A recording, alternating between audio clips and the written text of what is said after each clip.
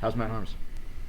He's not gonna. Didn't practice today, so he's got to be symptom-free before he takes the test to see if he's cleared to play. So he hasn't taken the test yet. So once he's symptom-free, then we'll take the test. What did you like about how they played without him? I mean, did you expect some transition there? I thought Eric Hunter really played well. I thought he defensively did some really good things. Obviously, he knocked down some open shots, and anytime you make some open shots, especially your team, how we shot the ball, it gives you some confidence, and it's always helped guys in other areas of the game when the ball goes in. I thought Nogel played with some energy and did a good job on Vanderplas, and those two guys we really wanted to take out and not let them get going.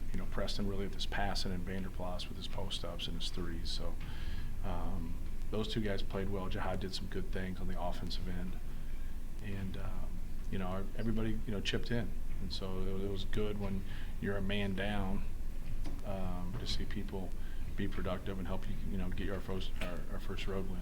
Is Travion getting better about some of the stuff on the perimeter? It seemed like he did a pretty good job hedging some of those screens, things like that, and getting to where he needed to be afterwards. It was kind of weird because once you see how to do little things on both ends of the court, you learn the tricks of the trade. And defensively, he hasn't been, he's not a very consistent player, and he was really good defensively, in that game. And then offensively, he just wasn't detail oriented. He just didn't do little things to help him out. He still had 14 points. But he had the potential in that game, the way they were defending him to score a lot of points, and he didn't take advantage of that. So it's important for him just to pay attention to those details, and it means so much. It leads to stopping people, and it leads to us scoring the basketball. Just Matt out. Have you had a chance to talk to Travion about being careful about fouls, silly fouls, and stuff like that? Just trying to get him in the right place. A lot of times Travion fouls because he gets behind plays. Or he doesn't have discipline on the offensive end. He goes over somebody's back, or he charges, or lowers his shoulder, things of that nature. When he plays with discipline and just is in the right place at the right time on the defensive end, he stays out of foul trouble. And so, talking in theory about it's not going to help you. You got to have habits and be disciplined. What do you like about what Eric has done maybe in this last recent stretch? Well, I think just his attention to detail in defending, I thought he really worked hard and gave a great effort to try to slow down Preston. Preston's a really good passer, and he averaged 9 assists. And it's a lot of responsibility to have to pick the basketball up and guard the basketball full court, and then also make good decisions and make plays on the offensive end. But he's worked hard, and he's made great strides on both ends of the court. How do you match up with Baldwin this weekend? Oh, he's a good player. He's fast. He's elusive. He got a great mid-range game. Can get to the rim. Shooting more consistent from three-point land. He's hit 16 threes on the season. So you got to keep him out of transition. Got to make it hard on him. He's one of those guys that is going to score the basketball. You just got to make it very, very difficult on him. But that's easier said than done. Is that Nogel? Is that Eric? I don't know. Probably both of them. Normally we mix things up and whoever somebody's guard. But Aaron Thompson's a good player, man. He does a lot of good things for him. His ability to see the floor and pass the basketball, and get the ball to the rim, whether he's scoring it or passing it. So you can't just think so much about Baldwin and not think about him or think about McDermott.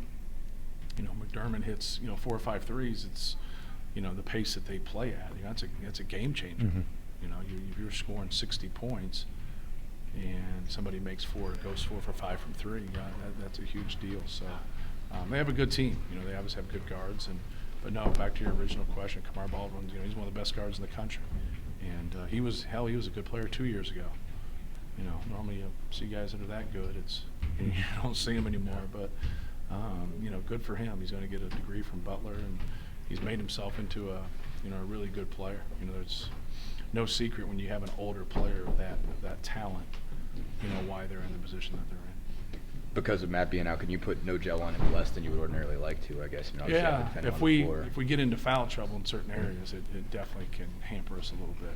It can handcuff us a little bit. But if we don't get into foul trouble, we can put either one on. Eric Hunter's done a really good job guarding people. So I think, putting him on him and putting no gel on him, and we switch so like Right. everybody can guard him at some point. So it's anytime you play, really good individual players, it comes down to more of a team thing than anything. You just got to be aware of them at all times. Matt, do you enjoy the sort of shake-up this weekend of this event on Saturday? Oh, it's a great event. It's a great event. It's great for Purdue. It's great for the state of Indiana. It's something that I think, we haven't won as many games in this event as we'd like to. We'd like to be more consistent. But it's still, it's great for the fans. It's great for Notre Dame fans. It's great for Indiana fans, Butler and Purdue fans. It's just something that you can go and watch, these four teams, compete, right before the holidays, and something we're fortunate to get going, and just been really good for, our entire state. Did you see anything in the effort at Ohio that might have been a product of the Nebraska game? Yeah, I thought we bounced back. I thought we allowed miss and easy shots to really affect our effort and our play in Nebraska. I don't think that we were that bad on the defensive end, but when you miss 29 threes, you're going to be in transition a little bit more than you'd like to.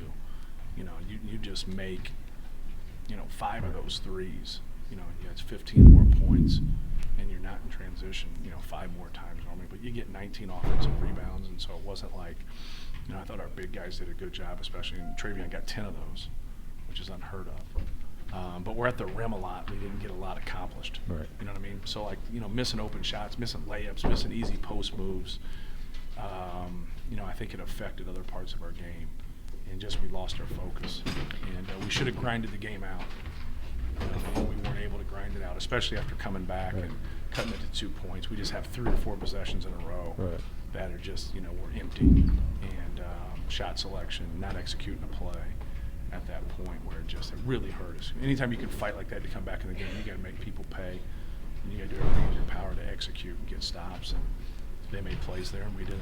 If you've taken the 35 threes at Nebraska, I don't think they shot one for probably 4 minutes going to Ohio. Did you basically lay the mandate that, hey, only the great ones?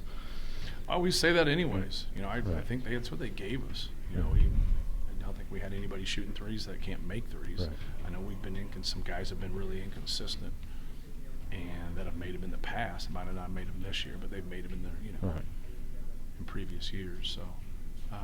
No, not really. We don't try to talk as much in theory as we try to talk in terms of execution and taking what the defense gives you. I don't think we're in a position to be able to go in and kind of mandate what we're going to get at this point. We have to be able to take what they give us and, just take good shots. How's Aaron sort of just dealing with the struggles he's got? What's how obviously he's a guy that's used to making shots, and obviously they're not falling for him. Right. Well, your role changes a little bit. And and with that, you have to be, consistent. And, you can't base your role on making and missing shots. You got to be able to do other things. And the thing that he has done well is rebound. If you go look at his rebounds per minute, it's pretty good. So I think that's an area where when you struggle, like, put your focus on some things that you're doing well instead of keep working on those other things. And, now try to get going, learn how to get going in a game. Don't try to thread the needle. Don't try to take a tough shot. Make simple plays, take open shots, get a run-out layup, get a putback, things of that nature. So that's what we've really tried, to encourage, with him. What do you think about getting your number retired at Delta Saturday? After 31 years, they got to put you somewhere. So, no, it's cool, man. It's the people at my high school have been good to me, and so it was one of those. It was different though. It's a different time, and you play, and you didn't, you never think that you're going to be a good player. You grew. I wasn't someone that was tall when I was little. I grew a lot. I grew 9 inches in high school, and so like I'm 5'10" as a high school freshman playing JV basketball. So you don't, you don't think that you're going to be 6'6" by the time you're a senior. So the 3-point line came in as my junior year in high school, so that really helped me. Really helped me. So, but I was always one of the smaller guys in my neighborhood, and so I always handled the basketball. So it helped that I could handle the basketball, and I was 6'6". And so no, it's a cool thing.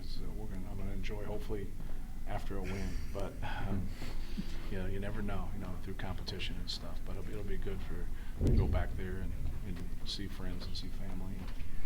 Kind of an appreciation of this honor based on, you know, what you said, where you started as a 5'10" guy on the JV team. You Yeah. remember retired at your high school. Yeah, well, I don't know, it was a wrestling high school. They were better, and when I got there, they were better like in football, a couple good years, but they were better like in football and wrestling. They won the state wrestling championship 5 straight years when I entered high school. And, but it was, you know, kind of talking about a different time. It was just like, that's, you know, you went to school where you lived, and that was that, and you made the most of it. And now it's, you know, everybody seems like they have a decision. There's nothing wrong with transferring and going to another school or going to a prep school, and that's your choice. It's everybody's choice. But to me, like, that was one of the things that, you know, you stay there because you want to hang out with your friends. You know, that's who you grew up with. You know, you went to elementary school with them and middle school with them. Why? I always ask guys when they transfer, they go to school, I said, what about that guy you've been friends with for 10 years? You don't want to hang out with him? And, you know, sometimes it gets lost, like there's some grand scheme. But my best friends when I was 12 years old are still my best friends. And that kind of throws me off a little bit when people don't have that in their life. You know, it's like, why aren't you friends with people that you grew up with? Like, why don't you stay in touch with them? Like, why don't you, you know, to me, that's common sense. So for them to do this for me, that was awful nice of them.